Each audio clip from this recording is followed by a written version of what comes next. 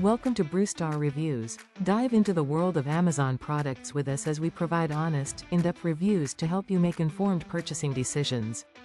Television: A Novel of Luck is a significant work in the landscape of contemporary European literature authored by the Belgian writer Jean-Philippe Toussaint.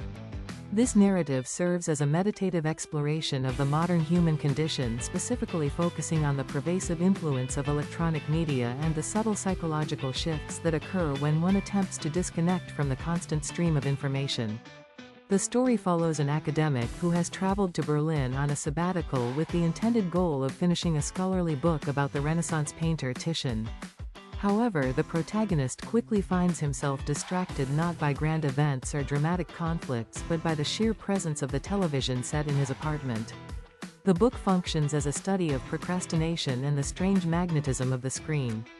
It is a work that captures a very specific moment in the late 20th century while remaining remarkably relevant to the digital age. The narrative does not rely on a traditional plot driven by external action but instead leans into the internal rhythms of a mind trying to find its center amidst the noise of modern life. By centering the story on a man who has decided to stop watching television, the author creates a space to examine what fills the void left behind. It is a novel that balances high intellectual pursuits with the mundane realities of daily existence, creating a portrait of a person who is both a sophisticated thinker and a victim of his own wandering attention.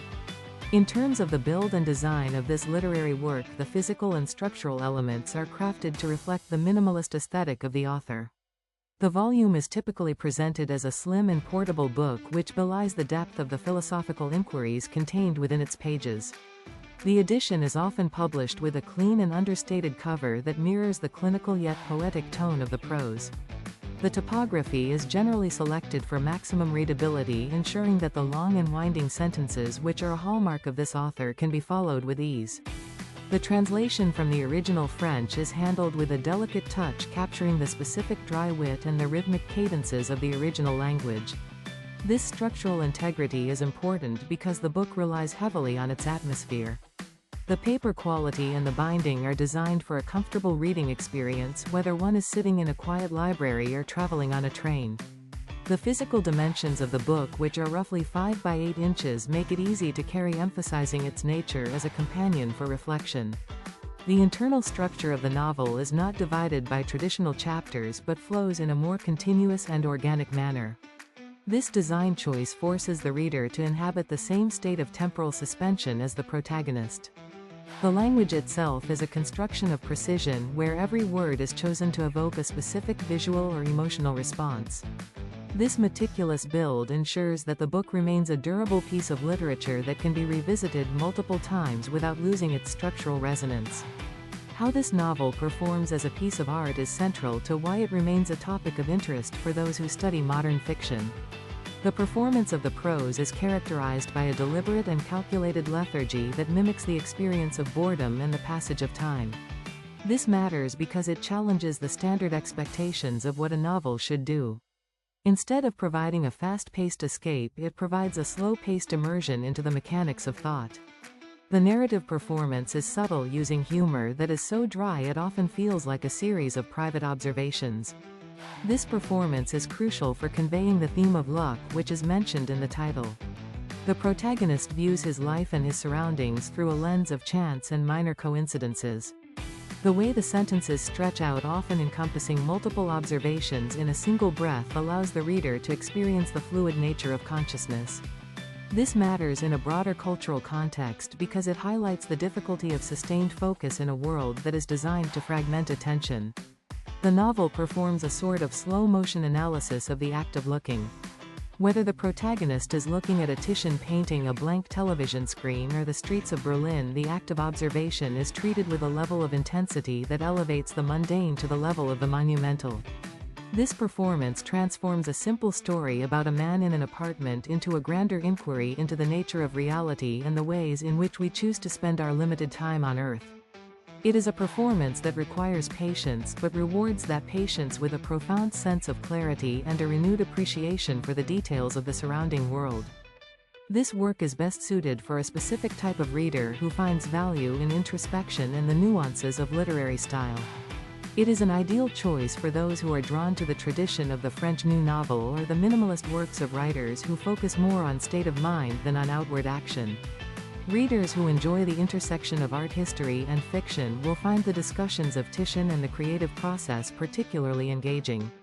It is also well suited for individuals who are interested in media theory and the sociological impact of technology on human behavior. Because the novel deals so heavily with the themes of isolation and the search for meaning in a distracted world, it resonates with anyone who has ever felt the urge to unplug from the modern grid. It is a book for the patient reader who appreciates long, elegant sentences and the kind of humor that arises from the absurdity of everyday life. Those who prefer character studies over complex plots will find a wealth of material here, as the protagonist's internal world is rendered with exceptional detail. It is also a valuable resource for students of literature and translation who want to see how a singular voice can be maintained across different languages. This is not a book for someone looking for a high-stakes thriller, but rather for someone looking for a quiet and profound reflection on what it means to be an observer in the modern world. It is a sophisticated piece of writing that appeals to those who view reading as an intellectual exercise as much as an aesthetic pleasure. In a final balanced thought, Television, a Novel of Luck, stands as a remarkably prescient critique of the way we engage with the world through screens and the psychological cost of our constant connectivity. While the specific technology it focuses on is the television of the late 20th century, the themes of distraction and the search for authentic experience are more relevant today than ever before. The book does not offer simple answers or a moralizing stance against technology, but instead provides a space for the reader to observe the observer. It is a work that highlights the beauty and the difficulty of doing nothing and the sheer effort required to maintain a sense of self in a world that is constantly calling for our attention. At a price of approximately $21, it represents a significant investment in a piece of contemporary art that continues to provoke thought long after the final page is turned. The novel serves as a reminder that the most important things in life are often the ones we overlook in our rush to be entertained. It is a balanced and thoughtful examination of the quiet moments that define us and the strange luck that guides our paths through the world. By focusing on the intersection of high art and low culture, the author has created a timeless study of human nature that remains both challenging and deeply rewarding. It is a testament to the power of the written word to capture the most fleeting and ephemeral aspects of our existence, providing a lasting record of the struggle to remain present in an increasingly distracted age. This book remains a cornerstone of minimalist literature and a vital part of any serious collection of modern fiction. Totaling roughly 160 pages, it is a dense and impactful experience that provides a unique perspective on the quiet complexities of the human spirit. Through its meticulous prose and philosophical depth, it invites a thorough consideration of how luck and choice intertwine in the fabric of our daily lives. Thanks for watching. If you found this review helpful, please give it a thumbs up and subscribe for more honest product insights. Have a product you want us to review? Drop a like and subscribe, and comment below. Until next time, happy shopping.